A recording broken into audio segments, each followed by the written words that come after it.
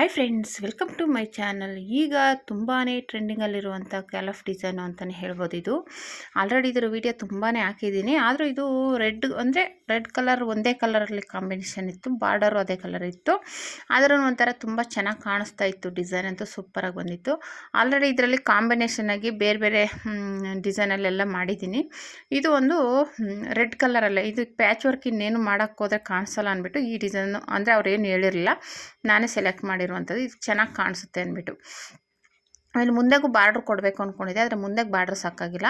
ಸ್ಲೀವ್ಸ್ಗೆ ಮತ್ತು ಇದು ಬೆನ್ನಿಂದ ಬಂದುಬಿಟ್ಟು ಹಿಂಗೆ ಬ್ಯಾಕಿಗೆ ಬಂತಲ್ವ, ಹಾಗಾಗಿ ಮುಂದೆಗೆ ಸಾಕಾಗಲಿಲ್ಲ. ಮುಂದೆಗೇನು ಪ್ಯಾಚ್ ವರ್ಕ್ ಮಾಡಿಲ್ಲ. ಓಕೆನಾ. ಈ ಥರ ಕ್ಯಾಲಫ್ ಡಿಸೈನ್ನ ಮೊದಲು ಕ್ಯಾನ್ವಸ್ನ ಕಟ್ ಮಾಡ್ಕೊಂಬಿಟ್ಟು, ನಿಮಗೆ 1 ಇಂಚ್ ಬೇಕಾ, 1.5 ಇಂಚ್ ಬೇಕಾ, ಇಲ್ಲ 2 ಇಂಚ್ ಬೇಕಾ, ಇಲ್ಲ ಇವಾಗ ಸ್ಕೇಲ್ ಬಂದಿದೆಯಲ್ಲ ಅದರಲ್ಲಾದರೂ ಸರಿ ಮಾರ್ಕ್ ಮಾಡಿಕೊಂಡು ನೀವು ಕ್ಯಾನ್ವಸ್ನ ಕಟ್ ಮಾಡ್ಕೋಬೇಕು. ಕ್ಯಾನ್ವಸ್ ಹಾಕೋದ್ರಿಂದ ಸ್ಟಿಫ್ ಆಗಿರುತ್ತೆ.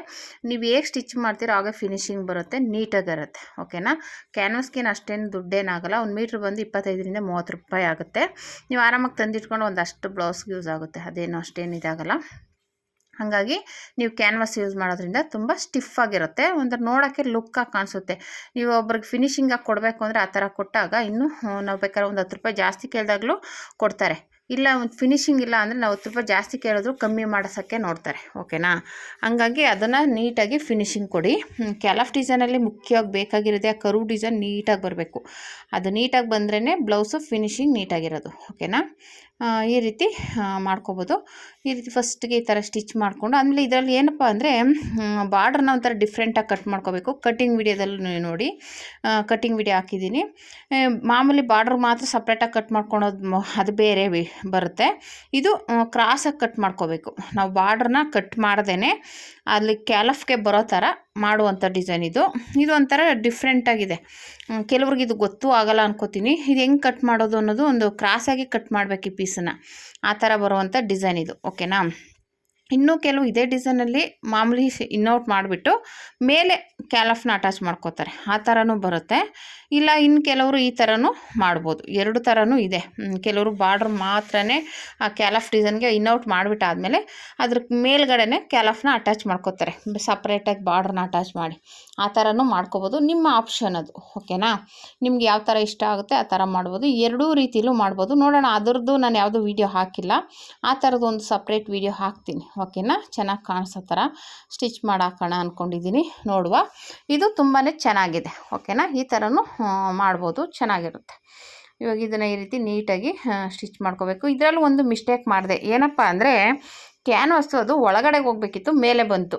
ಅಂದರೆ ಅದು ಸ್ಟಿಚಿಂಗ್ ಮಾಡಬೇಕಾದ್ರೆ ಉಲ್ಟಾ ಸೀದಾ ಆಗಿಬಿಟ್ಟೇನಾಯಿತು, ಕ್ಯಾಲಫ್ ಮೇಲೆ ಬಂತು. ಸಾರಿ, ಇದು ಕ್ಯಾನ್ವಸ್ಸು. ಆವಾಗ ಏನು ಮಾಡಿದೆ ಅಂದರೆ, ಅದು ವೀಡಿಯೋ ಆಗಿಲ್ಲ, ಅದೆಲ್ಲ ಸ್ಟಿಚಿಂಗ್ ಆದಮೇಲೆ ಮತ್ತೆ ಅದನ್ನು ನಾನು ಅದ್ರ ಮೇಲೆ ಬೇರೆ ಎಕ್ಸ್ಟ್ರಾ ಪೀಸ್ ಕೊಟ್ಟು ಅಟ್ಯಾಚ್ ಮಾಡಿಬಿಟ್ಟೆ. ಏನಕ್ಕೆ ಅಂದರೆ ಮೇಲೆ ಕ್ಯಾನ್ವಾಸ್ ಕಾಣಿಸ್ಬಾರ್ದಲ್ಲ, ಅದಕ್ಕೋಸ್ಕರ. ಒಂದೊಂದು ಸಲ ಆಗುತ್ತೆ ನೋಡಿ, ಈ ರೀತಿ ಉಲ್ಟಾ ತಿರುಗಿಸಿದಾಗ ಕ್ಯಾನ್ವಾಸ್ ಮೇಲೆ ಬರಬಾರ್ದು, ಒಳಗಡೆಗೆ ಹೋಗ್ಬೇಕದು. ಇಲ್ಲೇನಾಗೋಯ್ತು, ಮೇಲ್ಗಡೆನೇ ಬಂದುಬಿಡ್ತು. ಅದು ಇನ್ನೇನು ಮಾಡೋಕ್ಕಾಗಲ್ಲ, ಯಾರಂದರೆ ಕ್ಯಾಲಫ್ ಡಿಸೈನ್ ಬೇರೆ ಅಲ್ವಾ, ಸ್ಟಿಚ್ ಮಾಡಿಬಿಟ್ಟಿದ್ದೆ. ಅದೇನಾಯ್ತು, ಮತ್ತೆ ತೆಗೆದು ಮಾಡೋಕ್ಕೋದ್ರೆ ಹಿಂಸೆ ಆಗುತ್ತೆ ಅಂದ್ಬಿಟ್ಟು ಏನು ಮಾಡಿದೆ, ನಾನು ಹಾಗೆ ಸ್ಟಿಚ್ ಮಾಡಿಬಿಟ್ಟು ಅದಕ್ಕೆ ಮೇಲಿಂದನೂ ಕವರು ಹಂಗೆ ಸ್ಟಿಚ್ ಮಾಡಿಬಿಟ್ಟೆ, ಬಾರ್ಡರ್ ಥರನೇ. ಅಂದರೆ ಎಕ್ಸ್ಟ್ರಾ ಲೈನಿಂಗ್ ಬಟ್ಟೆ ತೊಗೊಂಡು ಅದೇನಿದೆ ಅದು ಕ್ಯಾನ್ವಸ್ಸು ಅದ್ರ ಮೇಲೆ ಅಟ್ಯಾಚ್ ಮಾಡಿ ಸ್ಟಿಚ್ ಮಾಡಿದೆ. ಆದರೆ ಅದ್ರ ವೀಡಿಯೋ ಮಾಡ್ಕೊಂಡಿಲ್ಲ ನಾನು. ಓಕೆನಾ. ಆ ಥರ ಮಿಸ್ಟೇಕ್ ಆದಾಗ ನೋಡಿ ಸರಿ ಮಾಡಬೇಕಾಗತ್ತೆ, ಇಲ್ಲ ಅಂದರೆ ಬಿಚ್ಚಿ ಮಾಡಬೇಕಾಗುತ್ತೆ. ಅದನ್ನೆಲ್ಲ ತೆಗೆದುಬಿಟ್ಟು ಮತ್ತೆ ಒಳಗಡೆ ಹೋಗೋ ಥರ ಫೋಲ್ಡ್ ಮಾಡಿ ಅಟ್ಯಾಚ್ ಮಾಡಬೇಕಾಗುತ್ತೆ. ಅದು ಕ್ಯಾಲಫ್ ಡಿಸೈನ್ ಆಗಿರೋದ್ರೆ ಏನಾಗುತ್ತೆ, ಬಿಚ್ಚಿದಾಗ ಮಾಡಿದಾಗ ಸ್ವಲ್ಪ ಆ ಕಡೆ ಈ ಕಡೆ ವ್ಯತ್ಯಾಸ ಆಗುತ್ತೆ. ಮತ್ತು ನಾವು ಸ್ಟಿಚಿಂಗ್ ಮಾಡಿದಾಗ ಒಂದು ದೊಡ್ಡದು ಒಂದು ಚಿಕ್ಕದು ಆ ಥರ ಎಲ್ಲ ಚಾನ್ಸ್ ಇರುತ್ತೆ ಆಗೋದು.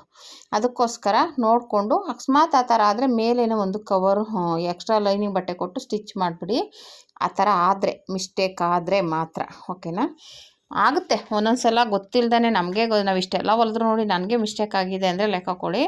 ಒಂದೊಂದು ಸಲ ಆ ಥರ ಮಿಸ್ಟೇಕ್ ಆಗ್ತಾ ಇರುತ್ತೆ. ಟೈಲರಿಂಗಲ್ಲಿ ಮಿಸ್ಟೇಕ್ ಮಾಡ್ದೇ ನಾವು ಹೊಲಿಯೋದಕ್ಕೆ ಆಗೋದೇ ಇಲ್ಲ, ಮಿಸ್ಟೇಕ್ ಆಗೇ ಆಗುತ್ತೆ. ಅದನ್ನ ಸರಿ ಮಾಡ್ಕೊಂಡು ಹೋಗ್ತಾ ಇರಬೇಕು ಅಷ್ಟೇ, ಇನ್ನೇನು ದಾರಿ ಇಲ್ಲ ಇದಕ್ಕೆ.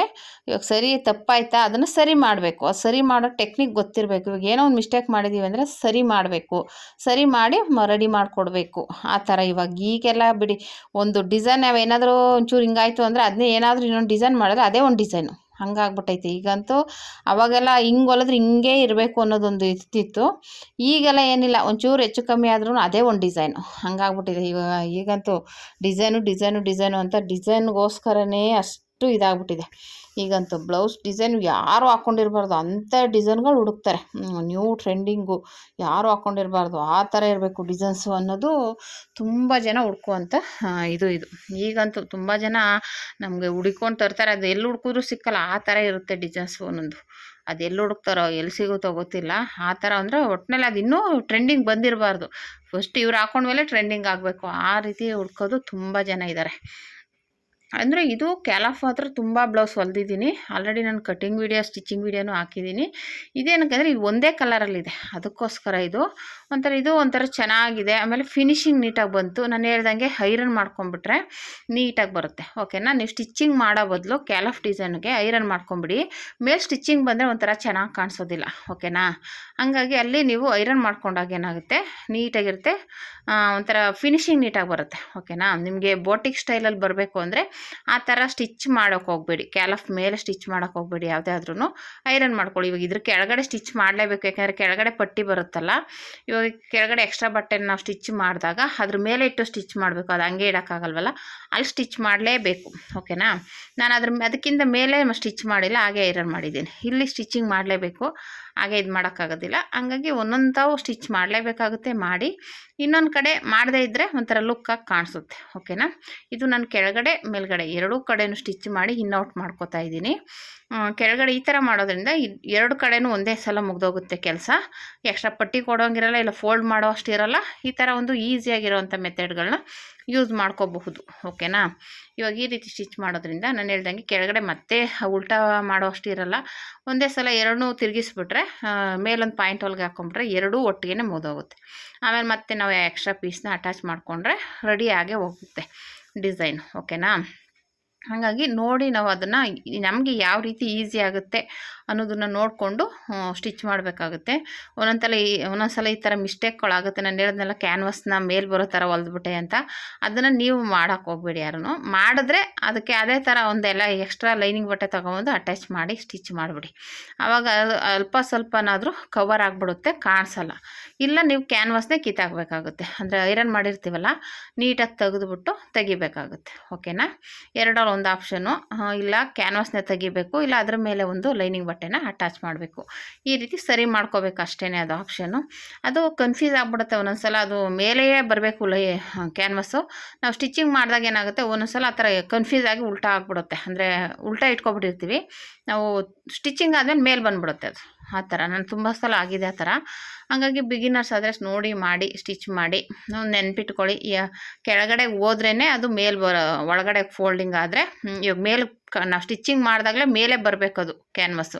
ಆವಾಗಲೇ ನಾವು ಸ್ಟಿಚ್ ಆದ್ಮೇಲೆ ಉಲ್ಟಾ ತಿರುಗಿಸಿದಾಗ ಒಳಗಡೆಗೆ ಹೋಗುತ್ತೆ. ನೀವೇನಾದರೂ ಮಧ್ಯದಲ್ಲಿ ಇಟ್ಕೋತು ಅಂದರೆ ಮೇಲೆ ಬರುತ್ತೆ, ಓಕೆನಾ. ಅದನ್ನು ಚೆನ್ನಾಗಿ ನೆನ್ಪಿಟ್ಕೋಬೇಕು. ಇದೊಂದು ಮಿಸ್ಟೇಕ್ ಮಾಡುವಾಗ ನೀವು ಸ್ಟಿಚ್ ಮಾಡುವಾಗ ನೆನ್ಪಿಟ್ಕೋಬೇಕು, ಕ್ಯಾನ್ವಾಸ್ ಯಾವಾಗಲೂ ಮೇಲೆ ಬರಬೇಕು ಅನ್ನೋದು ನೆನ್ಪಿಟ್ಕೊಂಡ್ಬಿಟ್ರೆ ಆವಾಗ ಅದು ನೀವು ಹೆಂಗೆ ಹೊಲಿದ್ರೂ ಒಳಗಡೆ ಹೋಗುತ್ತೆ ಉಲ್ಟಾ ತಿರುಗಿಸಿದಾಗ. ಇಲ್ಲ ಅಂದರೆ ಏನಾಗುತ್ತೆ, ಮೇಲೆ ಬರುತ್ತೆ, ಓಕೆನಾ. ಇವಾಗ ಈ ರೀತಿ ಸುತ್ತ ಸ್ಟಿಚ್ಚಿಂಗ್ ಹಾಕ್ಕೊಂಡಾದ್ಮೇಲೆ ಇದು ರೆಡಿ ಆಯಿತು. ನಾವು ಕೆಳಗಡೆನೂ ಫೋಲ್ಡಿಂಗ್ ಮಾಡೋಷ್ಟಿಲ್ಲ, ಏನೂ ಇಲ್ಲ. ಈಗ ನೀವು ಡಾಟ್ ಇಟ್ಕೊಂಡ್ಬಿಡ್ಬೇಕು, ಯಾಕೆಂದರೆ ಇದು ಎಕ್ಸ್ಟ್ರಾ ಅದು ಡಿಸೈನ್ ಮಾಡುವಾಗ ಏನಾಗುತ್ತೆ, ನಮ್ಗೆ ಹೆಚ್ಚು ಕಡಿಮೆ ಆಗಿಬಿಡುತ್ತೆ, ಅಲ್ಲಿ ಲೂಸ್ ಬರೋ ಚಾನ್ಸ್ ಇರುತ್ತೆ. ಇದನ್ನು ಹೇಗೆ ಬರುತ್ತೆ ಹಾಗೇ ನೀಟಾಗಿ ತೆಗೆದುಬಿಡಿ, ಸ್ಟಿಚ್ ಹಾಕ್ಬಿಡಿ. ಯಾಕೆಂದರೆ ಇವಾಗ ಸ್ವಲ್ಪ ಆ ಕಡೆ ಆದರೆ ಕಟ್ ಮಾಡ್ಕೊಂಬಿಡ್ಬೋದು, ಅಲ್ಲಿ ಹೆಚ್ಚು ಕಮ್ಮಿ ಬಂತಲ್ವ, ಅದನ್ನು ನೀಟಾಗಿ ಒಂದು ಸಮ ಮಾಡ್ಕೊಳ್ಳಿ. ಇಲ್ಲಾಂದರೆ ಏನಾಗ್ಬಿಡುತ್ತೆ, ಇದು ನಾವು ಆಮೇಲೆ ಸ್ಟಿಚ್ ಮಾಡೋಕ್ಕೆ ಹೋದರೆ ಅದು ಕ್ರಾಸಾಗಿ ಡಿಸೈನ್ ಬೇರೆ ಇರುತ್ತೆ, ನಾವು ಹಿಡಿಯೋಕ್ಕೂ ಆಗೋದಿಲ್ಲ, ಎಕ್ಸ್ಟ್ರಾ ಬಂದರೆ ಡಿಸ್ಟರ್ಬ್ ಆಗುತ್ತೆ, ಆಮೇಲೆ ನೀಟಾಗಿ ಕೂತ್ಕೊಳ್ಳಲ್ಲ ಫಿನಿಶಿಂಗು. ಫಸ್ಟ್ ಹಿಡಿದ್ಬಿಟ್ಟು ಇವಾಗ ನೋಡಿ ಕ್ರಾಸಾಗಿರೋದನ್ನ ಅದೊಂಚೂರು ಕಟ್ ಮಾಡ್ಕೊಂಬಿಡಿ, ಒಂದೇ ಲೆವೆಲ್ ಕಟ್ ಮಾಡಿಬಿಟ್ರೆ ನಿಮಗೆ ನೀಟಾಗಿ ಆಗ್ಬಿಡುತ್ತೆ ನೋಡಿ. ಇಷ್ಟೇ, ಇವಾಗ ಒಂದೇ ಸಮ ಆಯಿತಾ. ಇವಾಗ ನೀಟಾಗಿ ಆ ಪೀಸ್ನ ಇಟ್ಟು ಸ್ಟಿಚ್ ಮಾಡಿ, ನಿಮಗೆಲ್ಲೋ ರಿಂಕಾಸ್ ಬರೋಲ್ಲ, ನೀಟಾಗಿ ಬರುತ್ತೆ, ಓಕೆನಾ. ಇಷ್ಟೇ ಇದು ನೋಡಿ, ಎಷ್ಟು ನೀಟಾಗಿ ಕೂತ್ಕೋತು. ನಾವು ಎಷ್ಟು ಅಳತೆ ತೊಗೊಂಡಿದ್ವಿ ಅಷ್ಟು ಕರೆಕ್ಟಾಗಿ ಕೂತ್ಕೋತು. ಇವಾಗ ಆರಾಮಾಗಲಿ ಅವ್ರಿಗೆ ಆ ಕ್ಯಾಲಾಫ್ ಡಿಸೈನ್ ಹೇಗಿದೆ ಹಾಗೇ ಸ್ಟಿಚ್ ಮಾಡಿದ್ರೆ ಆಯಿತು, ಓಕೆನಾ.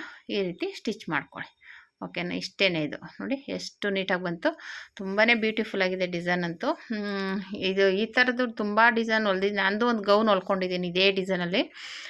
ತುಂಬ ಟ್ರೆಂಡಿಂಗ್ ಇರುವಂಥ ಡಿಸೈನು ಅಂತಲೇ ಹೇಳ್ಬೋದು ಇದು, ಓಕೆನಾ. ನಿಮ್ಗೆ ಯಾರಿಗಾದ್ರೂ ಇಷ್ಟ ಆದರೆ ಈ ಥರ ಡಿಸೈನ್ನ ಟ್ರೈ ಮಾಡ್ಬೋದು, ಓಕೆನಾ. ತುಂಬ ಚೆನ್ನಾಗಿದೆ ಈಗ ಟ್ರೆಂಡಿಂಗಲ್ಲಿರುವಂಥ ಬೋಟ್ ನೆಕ್ ಕ್ಯಾಲಾಫ್ ಡಿಸೈನ್, ಓಕೆನಾ. ಇವಾಗ ಇದನ್ನು ನೀಟಾಗಿ ಅದು ಕರೆಕ್ಟಾಗಿ ಇಟ್ಕೊಂಡು ಸ್ಟಿಚ್ ಮಾಡ್ಕೊಳ್ಳಿ. ಇಲ್ದಾದ್ರೆ ಏನಾಗ್ಬಿಡುತ್ತೆ, ಅದು ಆ ಕಡೆ ಈ ಕಡೆ ಬಟ್ಟೆ ಮೇಲೆ ಕೂತ್ಕೊಂಡಿಲ್ಲ ಅಂದರೆ ಓಪನ್ ಆಗಿಬಿಡುತ್ತೆ. ಅದಕ್ಕೆ ಕರೆಕ್ಟಾಗಿ ಎರಡೂ ಒಂದೇ ಸಮ ಕೂತ್ಕೊಳ್ಳೋ ಥರ ನೋಡಿಕೊಂಡು ಸ್ಟಿಚ್ ಮಾಡಿ. ಓಕೆನಾ? ಕರೆಕ್ಟಾಗಿ ಬರಬೇಕು. ಅದು ನಾವು ಸ್ಟಿಚಿಂಗಲ್ಲಿ ಹೆಚ್ಚು ಕಮ್ಮಿ ಇಲ್ಲ ಅಂದರೆ ಅದು ನೀಟಾಗಿ ಕೂತ್ಕೊಳ್ಳುತ್ತೆ, ಏನು ಹೆಚ್ಚು ಕಮ್ಮಿ ಬರಲ್ಲ. ನಾವು ಸ್ಟಿಚಿಂಗಲ್ಲಿ ಏನಾದರೂ ಒಂಚೂರು ಏರುಪೇರು ಮಾಡಿದ್ರೇ ಅಲ್ಲೂ ಏರುಪೇರು ಬಂದುಬಿಡುತ್ತೆ. ಓಕೆನಾ? ಅಷ್ಟೇ, ಇನ್ನೇನಿಲ್ಲ. ನಾವೆಲ್ಲಿ ಹೆಚ್ಚು ಕಮ್ಮಿ ಮಾಡಿದರೆ ಅಲ್ಲೂ ಅದು ಹೆಚ್ಚು ಕಮ್ಮಿ ಆಗೇ ಆಗುತ್ತೆ. ಇಲ್ಲ ಅಂದರೆ ಅಲ್ಲೂ ನೀಟಾಗೇ ಬಂದುಬಿಡುತ್ತೆ, ಹೆಚ್ಚು ಕಮ್ಮಿ ಬರಲ್ಲ. ಓಕೆನಾ? ಇವಾಗ ಈ ರೀತಿ ಕ್ಯಾಲಫ್ ಡಿಸೈನ್ ಎಷ್ಟಿದೆ ಅಷ್ಟಕ್ಕೂ ಸ್ಟಿಚ್ ಮಾಡಿಕೊಂಡೆ. ಈ ರೀತಿ ಸ್ಟಿಚ್ ಮಾಡಿಕೊಂಡ್ರೆ ನೀಟ್ ಫಿನಿಶಿಂಗ್ ಬರುತ್ತೆ ನೋಡಿ. ನಾನು ಮೇಲ್ಗಡೆ ಸ್ಟಿಚ್ ಮಾಡಿಲ್ಲ, ಹಾಗೆ ಐರನ್ ಮಾಡಿಬಿಟ್ರೆ ಸರಿ ಹೋಗುತ್ತೆ ಅಂದ್ಬಿಟ್ಟು ಸ್ಟಿಚಿಂಗ್ ಮಾಡ್ಕೋತೀನಿ ಅಂದರೂ ಮಾಡ್ಕೋಬೋದು, ತೊಂದರೆ ಏನಿಲ್ಲ. ಓಕೆನಾ? ನೋಡಿ ಈ ರೀತಿ ರೆಡಿ ಆಯಿತು ನೋಡಿ. ನೀಟಾಗಿ ಬಂತು ಡಿಸೈನು, ತುಂಬ ನೀಟಾಗಿ. ಈ ರೀತಿ ಡಿಸೈನ್ನ ಈಗ ನೀವು ಟ್ರೆಂಡಿಂಗಲ್ಲಿರೋದ್ರಿಂದ ನೀವು ಹೊಲ್ದು ಹಾಕ್ಕೊಂಡ್ರೆ ನೀವು ಬೇರೆಯವ್ರಿಗೆ ಅವಾಗ ನೀವು ಹೊಲ್ಕೊಂಡಿದ್ರೆ ಬ್ಲೌಸ್ನ ಅವಾಗ ಬೇರೆಯವ್ರು ಕೇಳ್ತಾರೆ, ಅವಾಗ ನೀವು ಹೊಲ್ಕೊಡ್ಬೋದು. ಓಕೆನಾ? ಫಸ್ಟು ನಿಮ್ಮ ಬ್ಲೌಸ್ಗಳ್ನ ಹೊಲ್ಕೊಂಡು ಟ್ರೈ ಮಾಡಿ, ಬಿಗಿನರ್ಸು. ಅವಾಗ ನೀವು ಹೊಲ್ಕೊಂಡು ಪ್ರಾಕ್ಟೀಸ್ ಆಗಿರುತ್ತೆ, ಅವಾಗ ಇನ್ನೊಬ್ರಿಗೆ ಹೊಲ್ಕೊಡೋಕ್ಕೆ ಈಸಿನೂ ಆಗುತ್ತೆ, ನೀವು ಅಮೌಂಟ್ ಜಾಸ್ತಿನೂ ತೊಗೊಂಡು ಹೊಲ್ಕೊಡ್ಬೋದು, ಸುಲಭನೂ ಆಗುತ್ತೆ. ಓಕೆನಾ? ಯಾವುದೇ ಡಿಸೈನ್ ಆದರೂ ಆ ಥರ ಮಾಡ್ಕೊಳ್ಳಿ. ಫಸ್ಟ್ ನಿಮ್ಮ ಬ್ಲೌಸ್ ಹೊಲ್ಕೊಂಡು ಹಾಕ್ಕೊಳ್ಳಿ, ಆವಾಗೇನಾಗುತ್ತೆ ನಿಮ್ಗೆ ಬೇರೆಯವ್ರಿಗೆ ಹಾಕ್ಕೊಡೋಕ್ಕೂ ಧೈರ್ಯನೂ ಬರುತ್ತೆ, ಆವಾಗ ನಿಮಗೆ ಪ್ರಾಕ್ಟೀಸ್ ಆಗಿರುತ್ತೆ, ಬೇಗನೂ ಹೊಲ್ಕೊಡ್ಬೋದು. ಓಕೆನಾ? ಇವಾಗ ಈ ರೀತಿ ರೆಡಿ ಆಯಿತು ನೋಡಿ ಡಿಸೈನು. ಈ ರೀತಿ ಸ್ಟಿಚ್ ಮಾಡಿಕೊಂಡ್ರೆ ಮಧ್ಯದಲ್ಲಿ ಬಂದು ಒಂದು ಬಟನ್ ಇಕ್ಕಿದೆ, ಅಂದರೆ ಒಂದು ಉಕ್ಸ್ ಹಾಕಿದೆ ಅಷ್ಟೇ, ಇನ್ನೇನು ಮಾಡಿಲ್ಲ. ಅಲ್ಲಿ ಹಂಗೂ ಒಂದು ಬಟನ್ ಇಟ್ಟಿದ್ರೆ ಆಗೋದು, ಬಟನೂ ಇಟ್ಟಿಲ್ಲ, ಒಂದು ಉಕ್ಸ್ ಹಾಕ್ಕೊಟ್ಟಿದೆ ಅಷ್ಟೇ. ಎಲಾಸ್ಟಿಕ್ ಇಡೋಣ ಅಂತಿದೆ, ಬೇಡ ಅನ್ನಿಸ್ತಿದ್ದು, ಕರೆಕ್ಟಾಗಿತ್ತು ಡಿಸೈನು. ಹಾಗಾಗಿ ಒಂದು ಬಟನ್ ಹಾಕ್ಬಿಟ್ರೆ ಸಾಕು, ನೀಟಾಗಿ ಕೂತ್ಕೊಳ್ಳುತ್ತೆ ಅಂದ್ಬಿಟ್ಟು ರೆಡಿ ಮಾಡಿರುವಂಥದ್ದು. ನೋಡಿ ಎಷ್ಟು ಬ್ಯೂಟಿಫುಲ್ಲಾಗಿ ಬಂದಿದೆಯಲ್ಲ ಬೋಟ್ ನೆಕ್ ಕ್ಯಾಲಫ್ ಡಿಸೈನ್. ಈ ವಿಡಿಯೋ ಇಷ್ಟ ಆದರೆ ಲೈಕ್ ಮಾಡಿ, ಶೇರ್ ಮಾಡಿ, ಕಮೆಂಟ್ ಮಾಡಿ. Thank you for watching.